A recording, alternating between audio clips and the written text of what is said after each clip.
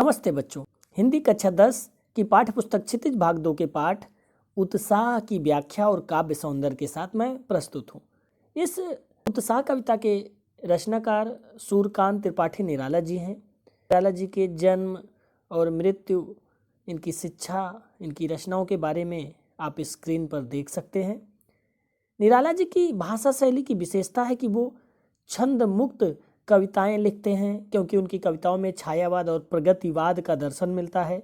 संस्कृत निष्ठ शब्दों का प्रयोग करते हैं और प्रकृति का चित्रण वो करते हैं। यह कविता भी छायावाद के गुण को रखने वाली कविता है। जिस कविता में कवि बादलों को संबोधित करता है, बादलों का आह्वान करता है, वह बादलों से ये कामना करता है कि बादल आकर के क्रांति कर दें, विध्वंस कर दें।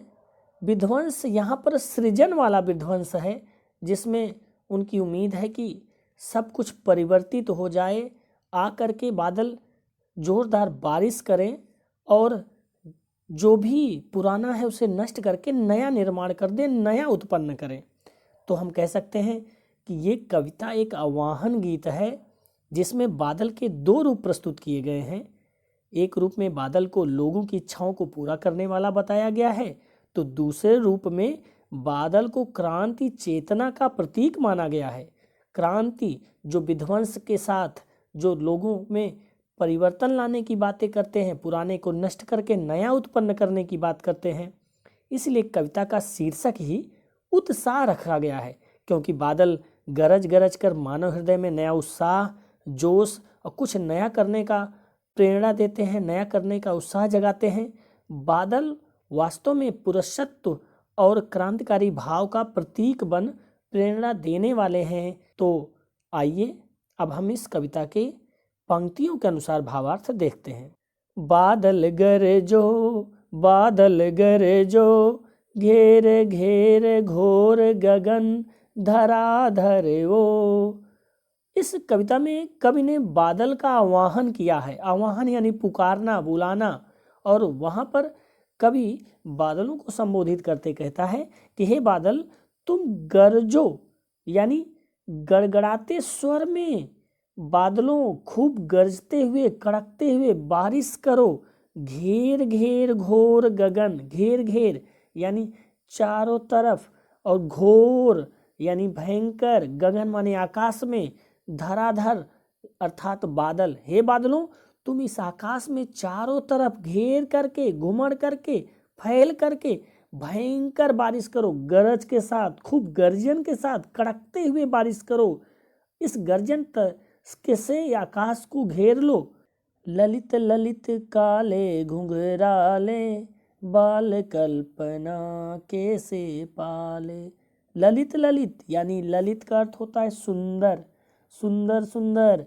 काले घुंघराले, घुंघराले और काले दिखने वाली ये बादल, जो बादल किसी बच्चे की कल्पना के विस्तार के समान लगते हैं, उसके काले घुंघराले बालों के समान सुंदर दिखाई देते हैं। इस तरीके से बादलों की सुंदरता की प्रशंसा करते हुए लेखक कहता है कि ये जो बादल काले काले घुंघराले बादलों का अनगढ़ रूप है, जैसे उनमें किसी बालक की कल्पना का विस्तार समाया हुआ है। विद्युत छवि उर में कवि नव जीवन वाले, वज्र छिपा नूतन कविता फिर भर दो, बादल गरजो, बादल गरजो। कवि यहाँ पर बादलों को कवि की संज्ञा देते हुए कहता है कि अपने हृदय में जो बिजली की चमक यानी विद्युत छवि उर में, उर माने हृदय में, विद्युत छवि, तुम्हारे हृदय में जो विद्युत की शक्ति छुपी है, वो कवि यानी वहाँ बादलों से कहता है कि वो हे बादल रूपी कवि, नव जीवन देने वाले, तुम संसार को नया जीवन देने वाले हो।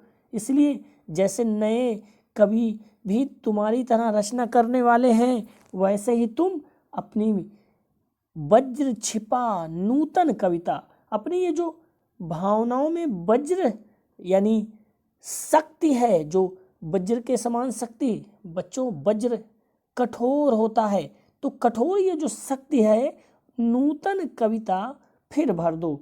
इस कठोर शक्ति से इस संसार में जोरदार बारिश करो, जैसे कवि नए जीवन देने वाली नई कविता लिख करके लोगों में परिवर्तन का भाव भर देते हैं, वैसे ही तुम संपूर्ण संसार में जोश भर दो, उत्साह भर दो।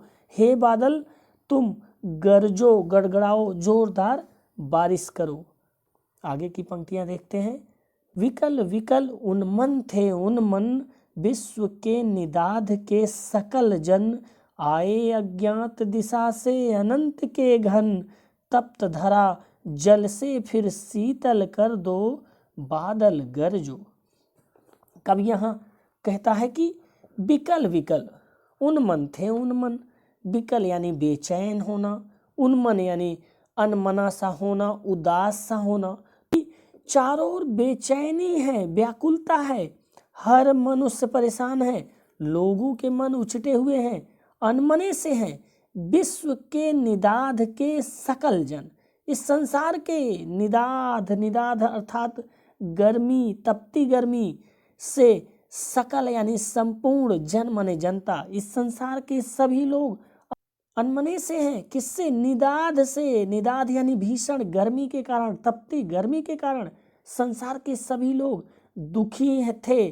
तब आए अज्ञात दिशा से अनंत के घन, ना जाने आकाश के किस दिशा से, अज्ञात यानी जो दिशा ज्ञात ना हो, ऐसे किसी अनजाने दिशा से हे बादल चले आओ और अनंत, अनंत, अनंत यानी आकाश के बादल आकर के लोगों को तप्त धरा, इस गर्मी से भरी पृथ्वी को जल से फिर शीतल कर दो। अपनी बारिश से तुम लोगों को, झुलसे लोगों को शीतलता प्रदान कर दो, उन्हें ठंडक पहुंचाओ।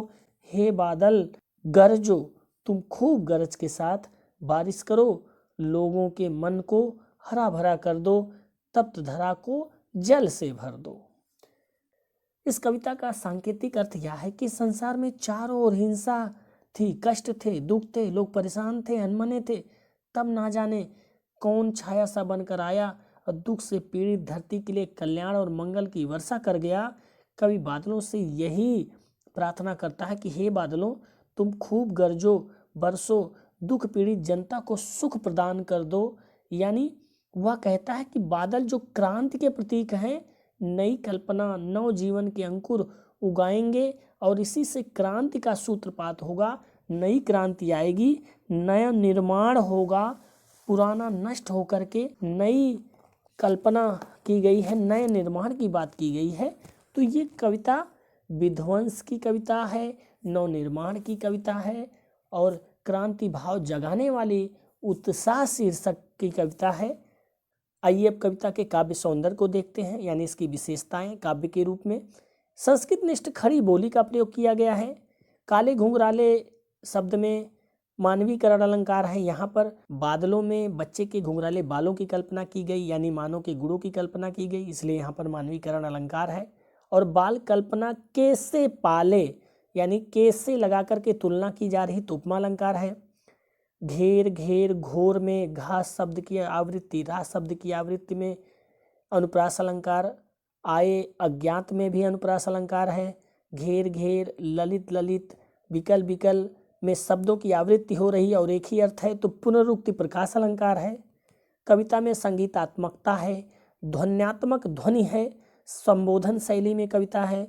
खड़ी बोली में ओजपूर्ण प्रस्तुति है। ओजपूर्ण यानी उत्साह पूर्वक, काफ़ी वीरता के भाव, उत्साह करने वाले भाव, आवाहन गीत है।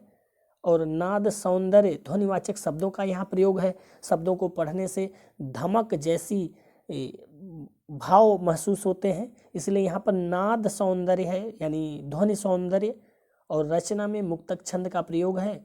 मानवीकरण, बादल को कवि रूप में दर्शाने के कारण मानवीकरण अलंकार का प्रयोग किया गया। उत्साह कविता के भाव व्याख्या के आधार पर कुछ अत्यंत महत्वपूर्ण MCQ प्रश्न हम देखते हैं। पहला प्रश्न है, उत्साह किस प्रकार की रचना है? विकल्प का श्रृंगारिक रचना है, या खा लोक गीत है, गा आवाहन गीत है, या घा विरह गीत है।